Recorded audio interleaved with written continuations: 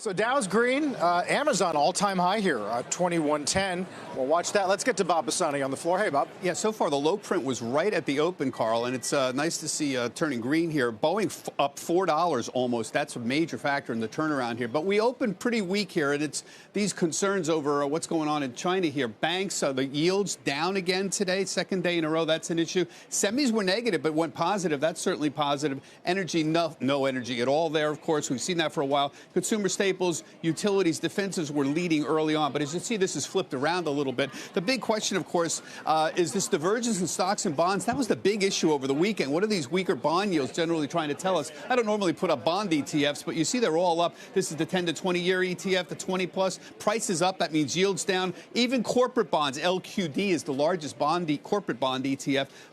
Those prices are moving up. And the market seems to be implying here that there's some issues still floating around out there with coronavirus.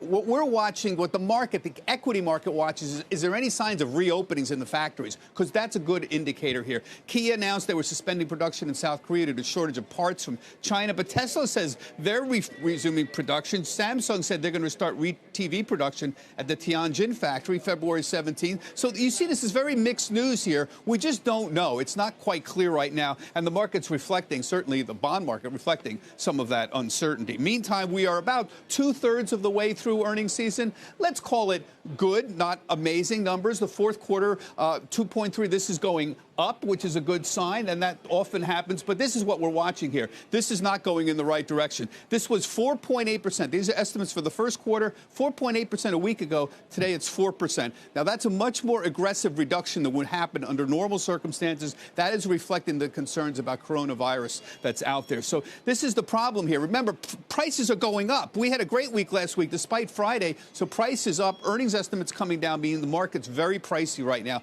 18.9 forward earnings, and those are conservative numbers. When you start getting bigger concerns about coronavirus factor in, this number goes over 19 very quickly. It depends on whose numbers that you're looking at. So again, this is a big issue we need to figure out. This priciness in the market's got to resolve itself. We need earnings to stabilize, and we need a little better news on coronavirus, or people are going to start screaming immediately saying the market's too high priced and be vulnerable for a sell-off. You want to watch these energy stocks still. Many of them are sitting right near 52-week lows. A lot of them the small mid-cap names, so Schlumberger, Marathon, Halliburton, ConocoPhillips, all notably weak again today.